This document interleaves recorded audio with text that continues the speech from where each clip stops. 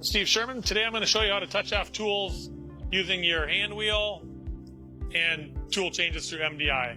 So right now my tool length and diameters are 0 and tool number 1 is in the spindle, so we'll touch that one off first.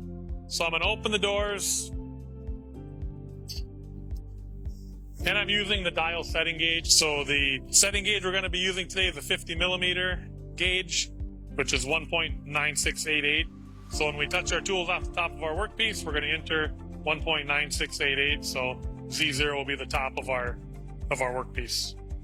So now that I open the door, it asks you to enter the protective passcode, which is the default is 0000. So I enter that, and now I'm going to select X, Y, or Z to move my tool down to the touch off position.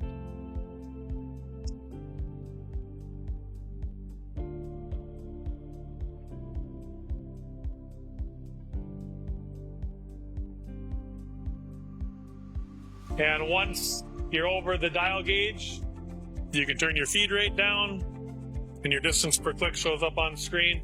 And now I'm just going to keep going Z negative until my dial gauge shows 0. And this is a 50 millimeter dial gauge. So as soon as it touches and my dial gauge reads 0, I'm going to hit Z tool. And then what's the height of my gauge? In 50 millimeters is 1.9688, and then I'm going to press enter. So now it shows that's my current position. I'm that much above my 0. Enter the tool diameter, that's a 1/2 inch end mill, so 0.5. And now your tool length and diameter immediately updates. So my tool length and diameter are touched off for that tool.